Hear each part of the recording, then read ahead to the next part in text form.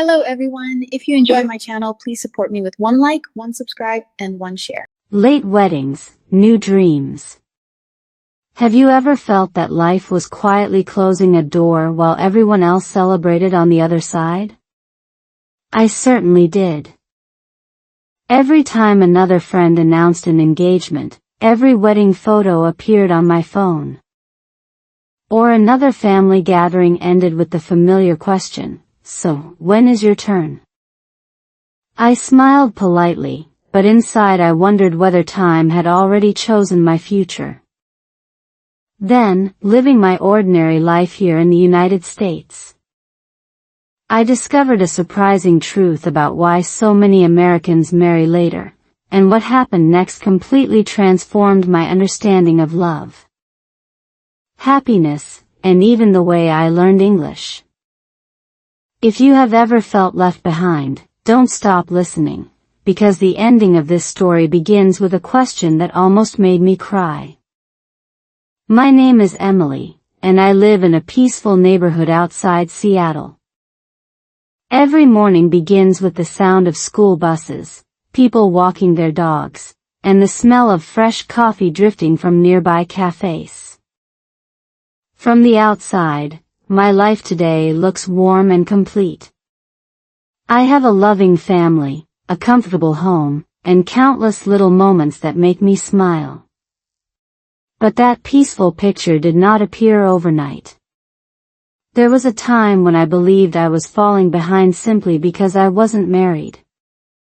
One thing surprised me after spending years observing everyday life in America.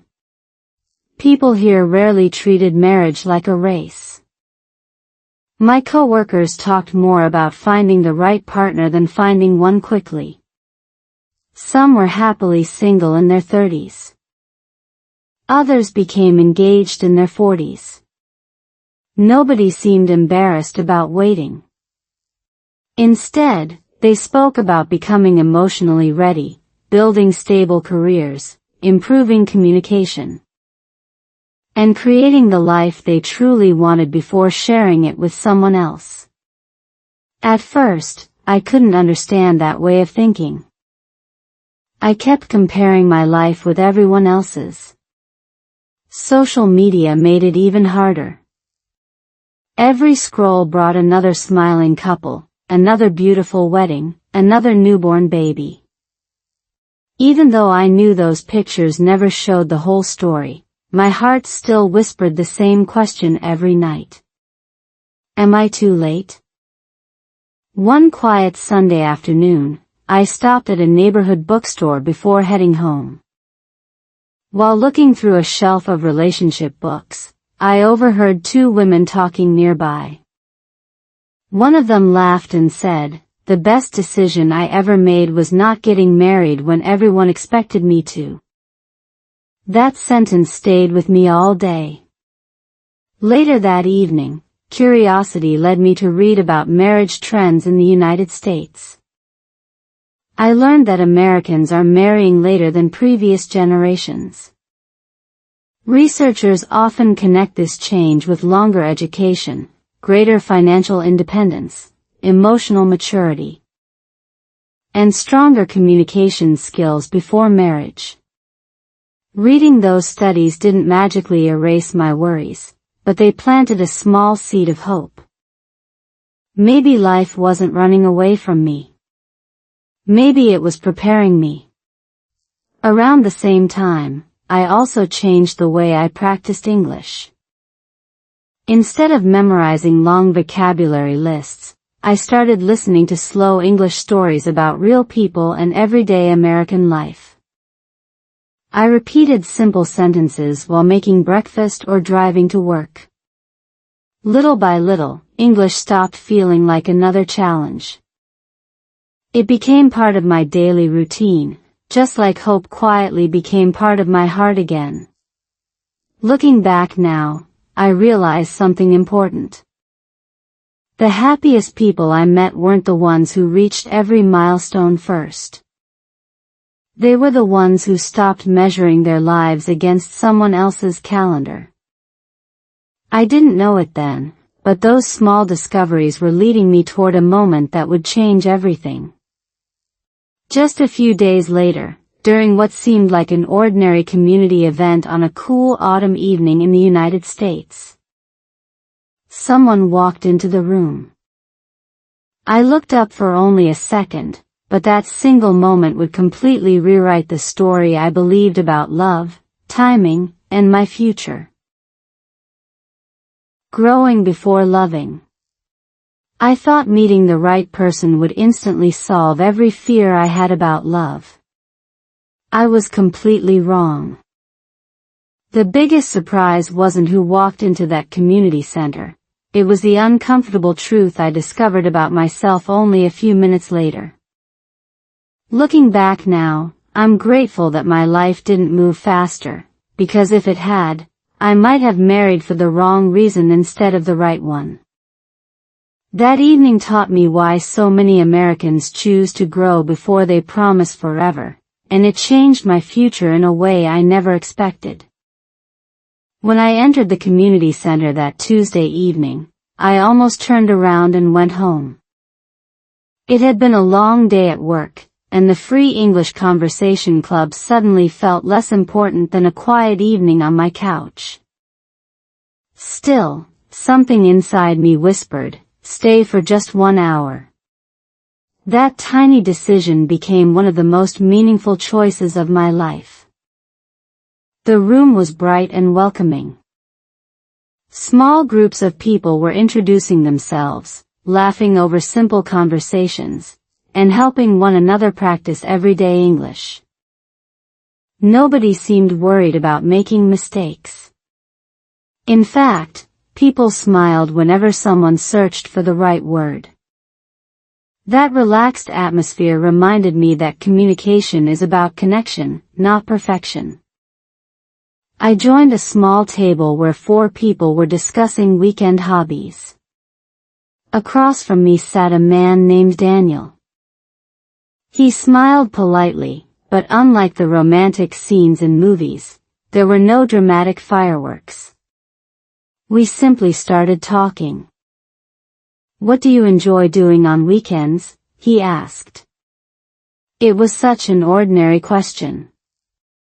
We talked about hiking, bookstores, local coffee shops, and volunteering in the neighborhood.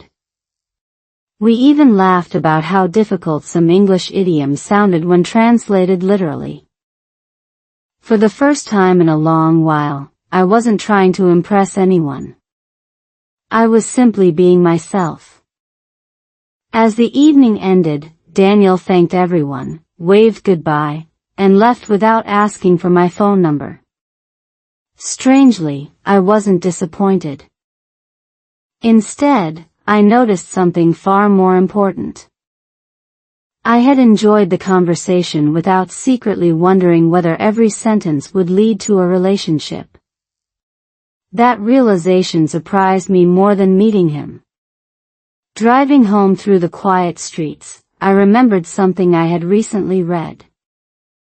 American relationship researchers often explain that healthy long-term relationships grow from emotional security rather than fear of being alone. Those words suddenly felt personal instead of theoretical. For years, I had believed marriage would complete my life. That evening, I realized my life was already becoming complete. The following weeks were different. I focused on work, spent weekends exploring local parks, called my parents more often, and continued attending the English Conversation Club simply because I enjoyed learning. My vocabulary improved naturally as I listened to real conversations instead of memorizing endless word lists. Little by little, confidence appeared where anxiety used to live. Then something unexpected happened. Daniel kept showing up every Tuesday. Not to sit beside me. Not even to talk with me every week. He greeted everyone with the same kindness, helped new members feel comfortable, and listened more than he spoke.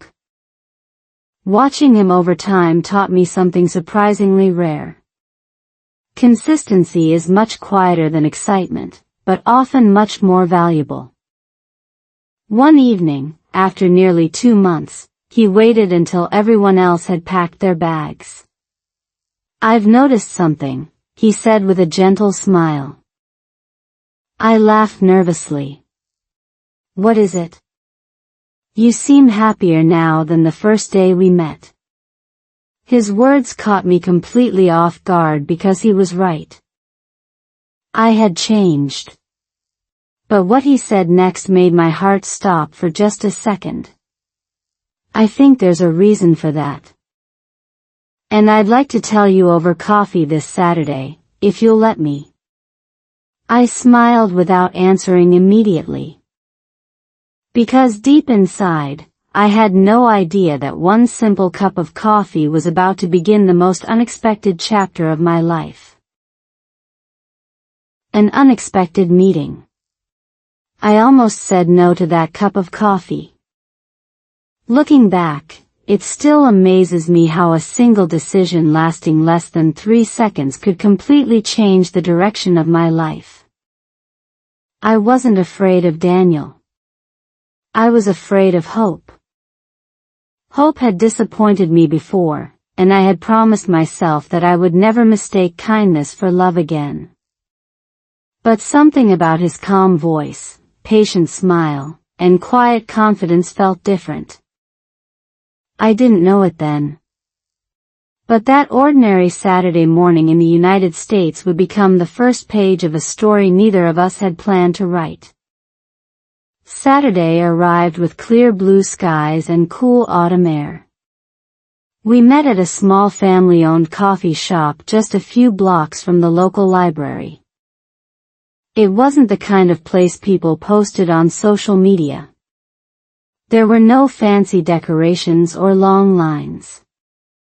Instead, there were wooden tables, soft music, and people reading books while sipping coffee. It felt peaceful, almost like time moved more slowly inside those walls. Daniel was already there when I arrived. He stood up, smiled, and said, "I'm glad you came." That simple sentence somehow made me feel more relaxed. For nearly 2 hours, we talked about everything except dating. We shared stories about our favorite childhood books, funny mistakes we had made while learning new skills, and the little traditions we enjoyed every weekend. We laughed about confusing English expressions like break the ice and piece of cake. Practicing English suddenly felt natural because the conversation wasn't about perfect grammar. It was about understanding another person. What surprised me most wasn't what Daniel said. It was how carefully he listened. He never interrupted me. He didn't check his phone every few minutes. When I spoke, he looked directly at me as though every word mattered.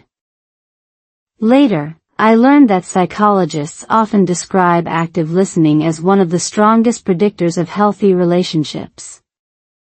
At that moment, however, I simply felt something I hadn't experienced in years. I felt heard. As the weeks passed, our friendship grew slowly. We walked through neighborhood parks filled with colorful autumn leaves, visited weekend farmers markets, and volunteered together at the community center where we had first met. There were no dramatic love confessions or movie-style surprises. Instead, trust quietly appeared in ordinary moments. One evening, while watching the sunset over a nearby lake, Daniel asked me a question I wasn't expecting.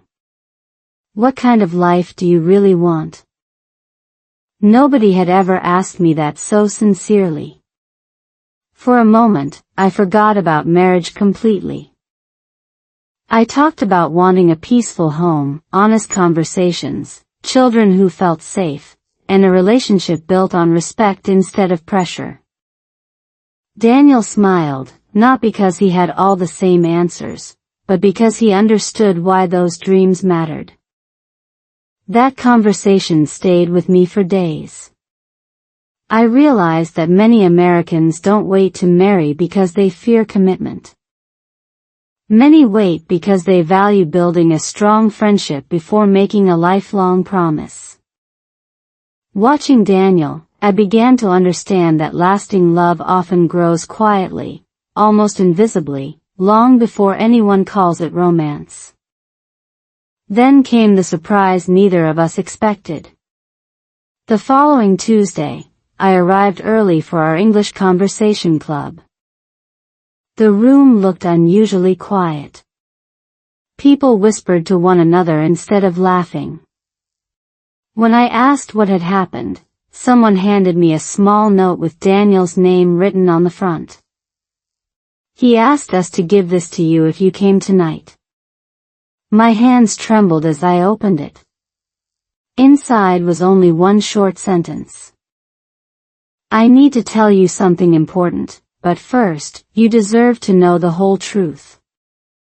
At that moment, I had no idea whether those words were about to bring me the happiest day of my life, or break my heart completely. Different backgrounds, shared values. I stared at Daniel's note for what felt like forever. My mind immediately imagined the worst. Was he moving away? Had he met someone else? Or was there a part of his life he had been hiding from me? Funny how our brains often write the darkest ending before hearing the full story. I folded the note, slipped it into my pocket, and spent the entire evening wondering whether the best relationship I had ever experienced was about to disappear before it had truly begun. The truth, however, was something I never expected, and it taught me why strong marriages are built on honesty long before romance. The following afternoon, Daniel called and asked if we could meet at a quiet park near the lake where we had watched the sunset a few weeks earlier. His voice sounded calm, but I could hear a hint of nervousness that I had never noticed before. When I arrived, he was already sitting on a wooden bench with 2 cups of hot coffee waiting between us. I owe you an explanation, he said softly. Then he smiled, almost embarrassed. The note probably sounded much more dramatic than I intended. I laughed for the first time in nearly 24 hours. Daniel explained that he had recently been offered a leadership position at work. It was exciting, but it would require longer hours and much more responsibility during the next several months. Before our friendship became more serious, he wanted to be honest about the changes ahead instead of pretending everything would always be easy. That answer surprised me. Most people try to impress someone at the beginning of a relationship. Daniel was doing the opposite. He was showing me the complicated parts of his life before making any promises. That afternoon, I decided to do the same. I admitted that I sometimes worried about not following the timeline other people expected. I confessed that I occasionally compared my life with friends who had married years earlier. Saying those thoughts out loud wasn't comfortable, but it felt strangely freeing. Daniel listened carefully before answering. I don't want the fastest relationship, he said. I want the strongest one. Those words stayed with me. Over the following months, I learned that we were different in many ways. His family celebrated every birthday with huge gatherings, while I preferred quiet dinners at home. He loved hiking before sunrise. I enjoyed slow Saturday mornings with coffee and a good book. He planned every vacation months in advance. I sometimes chose destinations only a few days before leaving. Instead of arguing about those differences, we became curious about them. Psychologists often explain that healthy couples are not successful because they are identical. They succeed because they learn to respect differences while protecting shared values. Looking back, I realized that was exactly what we were doing without even knowing the research. Our shared values were surprisingly simple. Honesty, kindness, patience, respect. Everything else became easier because those four foundations remained steady. Even our English conversations reflected that growth. At the community center, we practiced everyday expressions together, laughed at funny pronunciation mistakes, and discovered that communication improves through listening far more than through speaking alone. It became another reminder that relationships work the same way. Then, just when everything finally felt peaceful, life tested us. One Friday evening, Daniel invited me to meet someone very important. My parents would love to have dinner with us tomorrow, he said. I smiled immediately. Then he added one more sentence. They have one question they've wanted me to ask you. I laughed nervously. What question? Daniel looked at me for a long second before quietly replying. They want to know why, if we care about each other so much, we're still choosing to wait. Suddenly, I realized that our biggest conversation had not even begun. Why we waited. The question everyone kept asking wasn't, do you love each other? It was, if you're so happy together, why aren't you married yet? At first, I thought I needed the perfect answer to satisfy everyone around me. Then I realized something unexpected. The people who mattered most were not waiting for an explanation. They were waiting to see whether our relationship could survive real life instead of romantic moments. That changed everything. Because the months that followed would quietly prove whether our love was built on emotion alone, or on something much stronger. The next evening, I joined Daniel for dinner at his parents' home. Their house felt warm from the moment I stepped inside.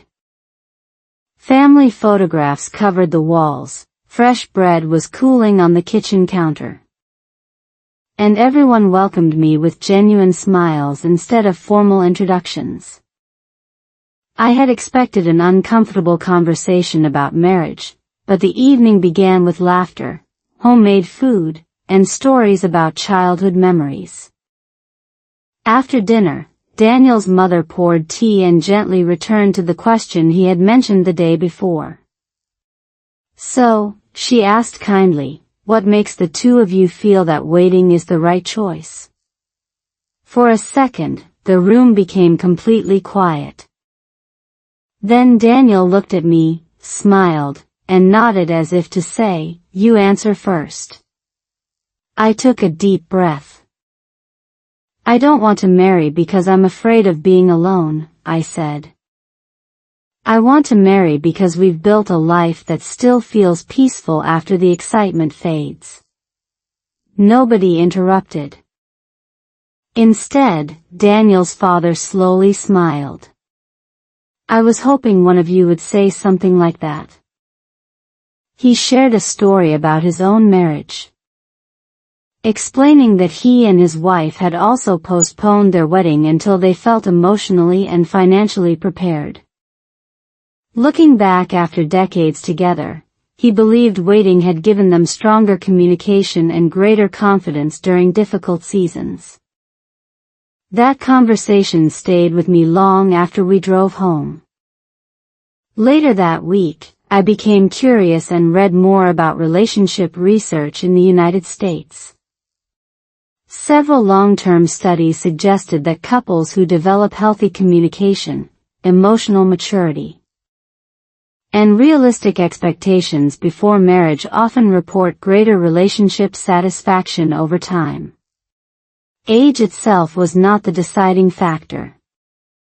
Readiness mattered far more than the number on a birthday cake. Those findings matched what I was beginning to experience. Daniel and I rarely argued about dramatic issues. Instead, we practiced discussing ordinary things honestly: money, work schedules, future children, household responsibilities, and even how we handled stress. Those conversations were not always easy, but each one strengthened our trust. Our English conversation club unexpectedly helped as well. Practicing simple English taught me to speak clearly instead of emotionally. Short, honest sentences often solved misunderstandings much faster than long explanations. I discovered that communication, whether in a new language or in a relationship, becomes stronger when people listen with patience instead of preparing their next reply. Months passed, and life settled into a comfortable rhythm. One crisp Saturday morning, Daniel invited me to visit a quiet lakeside trail we both loved. We walked for nearly an hour without talking much. The silence didn't feel awkward anymore. It felt safe. Then he suddenly stopped walking. He reached into his jacket pocket. My heart immediately began racing. I wasn't sure what I expected to see. A car key. A folded note.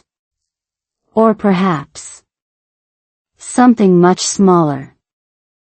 Daniel looked at me with the same calm smile I had noticed the first evening we met. "I've been thinking about timing," he said softly. Then he slowly opened his hand. The small velvet box resting in his palm took my breath away. But before I could say a single word, he quietly whispered one sentence that changed everything again. "Building a life together." When I saw the small velvet box in Daniel's hand, my heart immediately whispered, "This is it." But life has a strange way of rewarding patience with surprises instead of shortcuts. What Daniel said next was nothing like the proposal I had imagined 100 times in my mind. There was no dramatic speech, no crowd applauding, and no perfect movie moment. Instead, he offered me something far more valuable than a ring. Looking back now, I believe that single conversation became the strongest foundation of our future marriage. Daniel looked into my eyes and smiled. "I bought this ring," he said quietly, "not because I want to rush our future, but because I already know who I want to spend it with." For a moment, neither of us spoke. The lake was perfectly still, and only the sound of birds filled the cool afternoon air. Then he continued. "But before I ask you to marry me, I want us to finish building the life we've been talking about." I blinked in surprise. He wasn't delaying because he was uncertain. He was waiting because he was certain. That difference changed everything. On the drive home, we talked more honestly than ever before. We discussed where we hoped to live, how we would manage our finances, what kind of parents we wanted to become someday, and even how we would handle disagreements when life became stressful.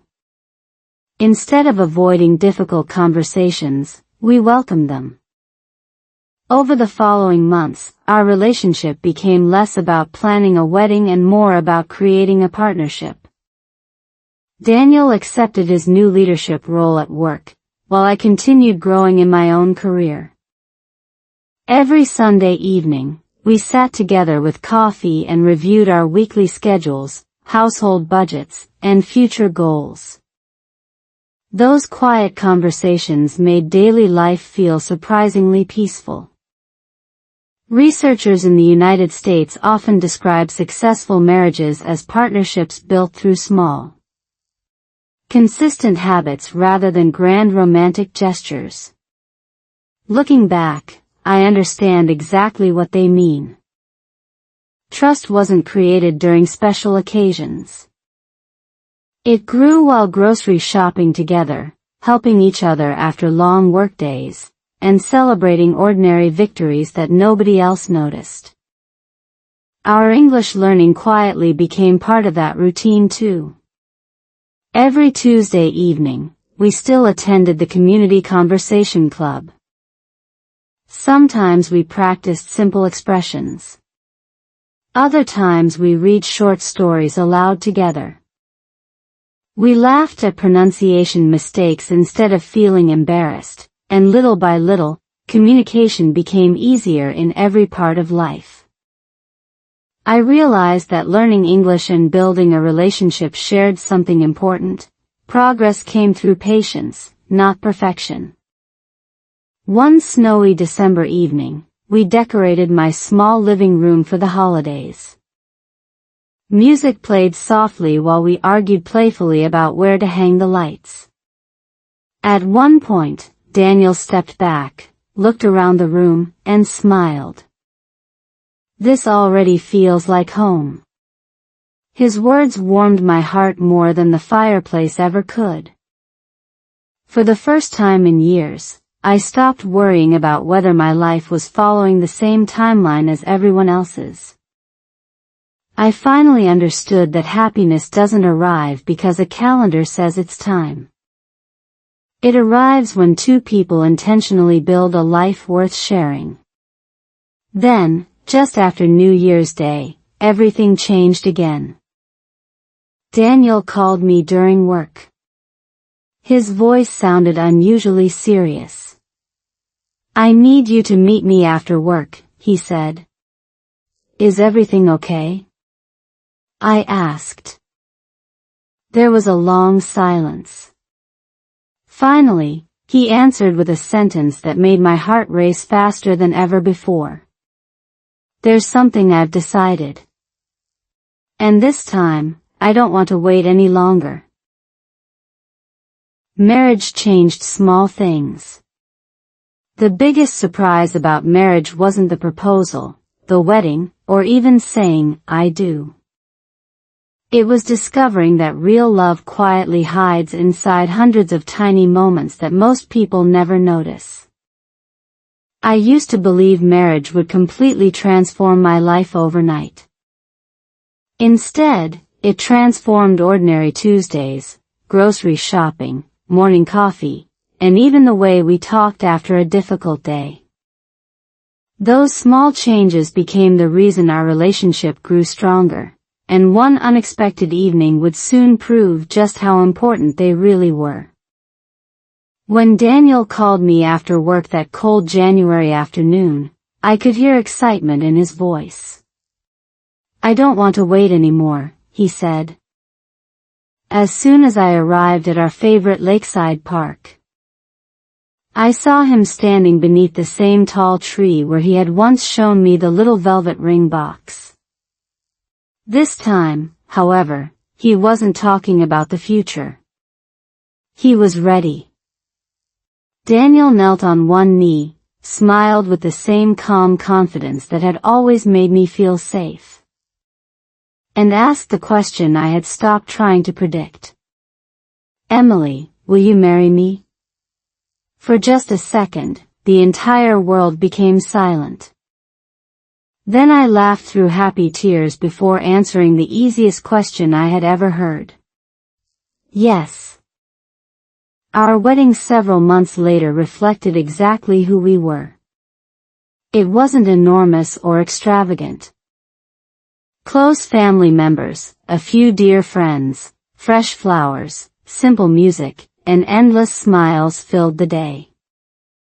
Instead of chasing a perfect celebration, we focused on creating meaningful memories. Looking back, I barely remember the decorations. I remember the people. After we married, something unexpected happened. Life didn't suddenly become easier.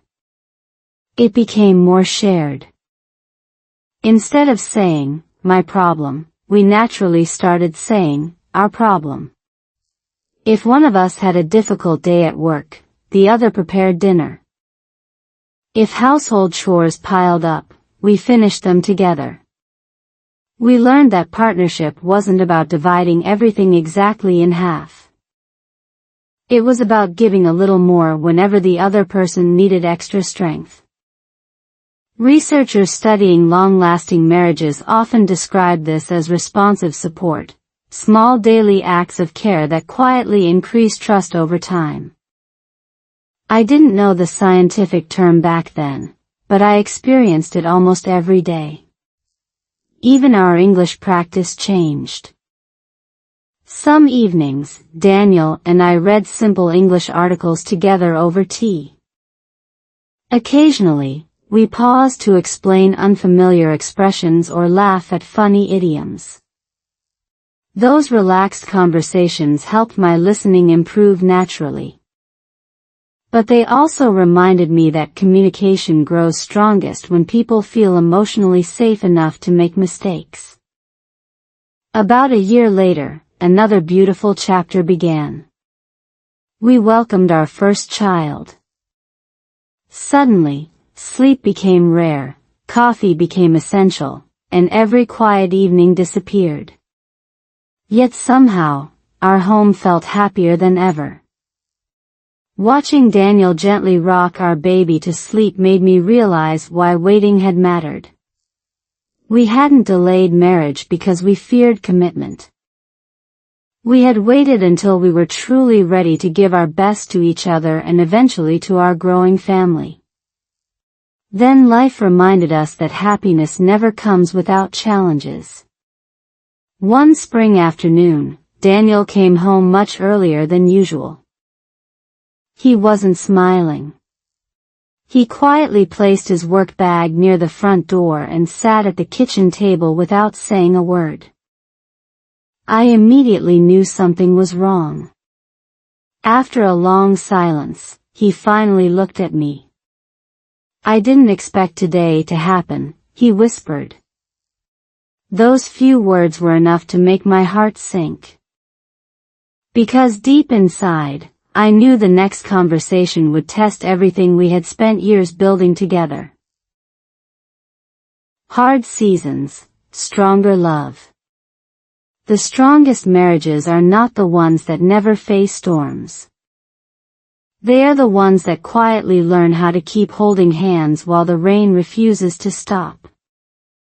When Daniel walked through our front door that afternoon with a face I had never seen before, I knew something important had changed. I feared the worst. For a few terrifying minutes, my imagination raced far ahead of reality.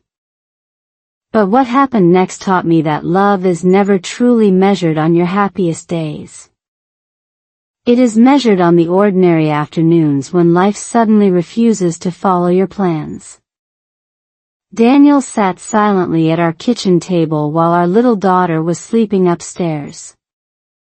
The house, usually filled with laughter, felt strangely still. Finally, he looked at me. My company is restructuring, he said quietly. My position has been eliminated. The words landed heavily between us. For several seconds, neither of us spoke. Only a year earlier, news like that might have filled me with panic. Instead, I reached across the table and held his hand.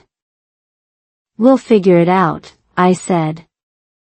Those 4 simple words became the beginning of one of the hardest, and most meaningful, chapters of our marriage. The following weeks tested us in ways we had never experienced before. Daniel updated his resume, attended interviews, and received more polite rejection emails than either of us cared to count. Every morning, he left home determined to stay optimistic. Every evening, he returned a little more tired. Money became something we discussed carefully instead of casually. We reduced unnecessary spending, cooked more meals at home, postponed a vacation we had been planning for months, and reminded each other that temporary problems did not define permanent futures. What surprised me most was how much honest communication mattered. Relationship researchers often explain that couples who openly discuss financial stress without blaming each other tend to recover more successfully from difficult periods. Looking back, I understand why. Every conversation between Daniel and me focused on solving problems together instead of deciding whose fault they were. Even our English learning continued in small ways. Every Tuesday night, after putting our daughter to bed, we listened to short English stories together. Sometimes we repeated useful expressions out loud. Other times we simply enjoyed hearing calm voices after emotionally exhausting days. Those quiet moments reminded me that learning something new, even one sentence at a time, creates hope when life feels uncertain. Then another challenge arrived. One evening, Daniel admitted something he had been hiding. "I feel like I've disappointed you," he whispered. My heart broke. I moved closer and took both of his hands. "You never promised me a perfect life," I told him. "You promised we'd face life together." Tears filled his eyes. For the first time since losing his job, he allowed himself to cry. That night didn't solve our problems, but it removed the loneliness that had quietly been growing between us. Several weeks later, an unexpected phone call finally arrived. A company Daniel had interviewed with months earlier wanted to meet one last time. Neither of us celebrated too early. We had already learned that life rarely follows perfect timing. The interview took place on a bright Monday morning. I spent the entire day checking my phone, trying to concentrate on work while wondering whether this would become another disappointment, or the answer we had been praying for. Late that afternoon, my phone finally rang. It was Daniel. I answered immediately. For a second, he said nothing. Then I heard him laugh. But before he could explain why, he quietly added one sentence that made my heart race all over again. "I got the job. But there's something unexpected you need to know before I come home." The right time matters. The happiest ending almost disappeared because of one decision that looked perfect on paper. Isn't that strange? Sometimes life doesn't test us with failure. It tests us with opportunity. When Daniel called to say he had received a better job offer, I expected celebration, not another difficult choice. But that evening reminded me that success is not always about saying yes. Sometimes the strongest families become stronger because they know when to pause, ask better questions, and choose the future they truly want instead of the future everyone expects. Daniel arrived home carrying wonderful news and an uncertain smile. "The company offered me the position," he said. I hugged him before he could finish the sentence. For the first time in months, hope filled our home again. Then he quietly added the part he hadn't mentioned on the phone. "The office is almost 3 hours away." The room became silent. Accepting the job would mean leaving before sunrise, returning long after dinner, and missing many ordinary moments with our daughter. Relocating wasn't impossible, but it would mean changing schools, leaving our neighborhood, and starting over in a place where we knew no one. For several days, we didn't rush the decision. Instead, we talked. Every evening after dinner, we sat together with notebooks, writing down what truly mattered to us. We listed finances, career opportunities, family time, health, friendships, and long-term happiness. Surprisingly, the answers became clearer every night. One conversation changed everything. Daniel looked at me and asked, 10 years from now, what do you think we'll remember most? Not the salary. Not the job title. Not the larger office. We'll remember whether we had enough time together, I answered. He smiled. I was hoping you'd say that. Researchers studying long-term happiness in the United States often reach a similar conclusion. While financial stability certainly reduces stress, meaningful relationships, quality family time, and emotional connection consistently predict greater life satisfaction than income alone once basic needs are met. That research suddenly felt deeply personal. Waiting to marry had taught us patience. Now patience was helping us make another important decision. Daniel thanked the company sincerely but declined the position. A week later, something completely unexpected happened.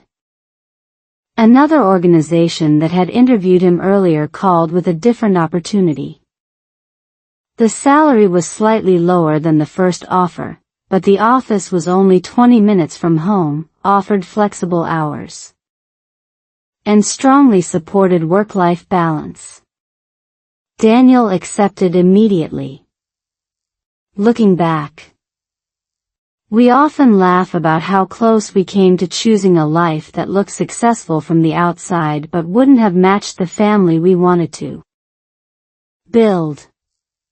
Around that same time, our daughter started repeating simple English phrases she heard during our evening listening practice. Hearing her proudly say, "Good job," or "See you tomorrow," made us smile every single time. Learning English together had quietly become one of our favorite family traditions, proving that growth often happens naturally through everyday moments instead of pressure. One peaceful evening, while watching the sunset from our backyard, Daniel gently squeezed my hand. "You know," he said, "people always ask why Americans marry later." I nodded. He smiled. "Maybe the better question is why some people rush before they're ready." I looked at our home, our laughing daughter, and the quiet life we had built one patient decision at a time. For the first time, I understood that timing had never been my enemy. It had always been my greatest gift. Then, just as I thought our story had reached its ending, our daughter ran toward us holding something she had secretly made at school. When I opened the folded paper, my eyes instantly filled with tears. The message inside would become the most unforgettable ending our family could ever receive. A happy ending together. The most powerful lesson about marriage didn't come from a wedding ceremony, a relationship expert, or even years of experience. It came from a piece of folded paper held by the tiny hands of my daughter. At that moment, I realized something that millions of people spend years trying to understand. The right relationship doesn't make time move faster. It makes every ordinary day feel more meaningful. If you've stayed with me until now, the final page of my story may leave you looking at your own future in a completely different way. My daughter stood in front of me with the biggest smile on her face. "I made this for our family," she said proudly. Daniel and I sat down together on the living room sofa while she carefully placed the folded paper into my hands. Across the front, written in colorful crayons, were 4 simple words. "My happy little family." Inside the card, she had drawn 3 smiling stick figures holding hands beneath a bright yellow sun. Above our heads, she had copied a sentence she had recently learned during one of our English practice evenings. Love takes time. I looked at Daniel. He looked at me.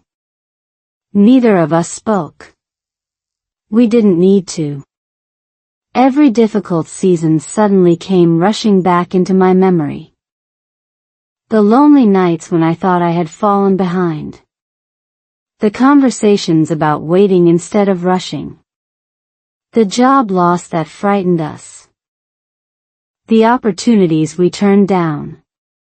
The quiet evenings spent practicing simple English together around our kitchen table. None of those moments had delayed our happiness. They had created it. Later that evening, after our daughter had fallen asleep, Daniel and I sat outside on our back porch watching the stars appear above the neighborhood. "I've been thinking," he said. "So have I." He smiled. "If we had met earlier in life, do you think we would have worked?"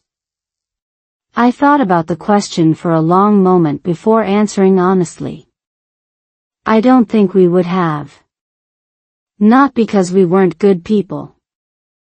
Because we weren't ready people. That realization brought me an unexpected sense of peace. Many people ask why Americans often marry later than previous generations.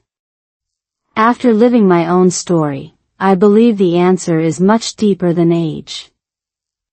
For many couples, those extra years become years of learning, healing, growing, communicating, and discovering who they really are before promising forever.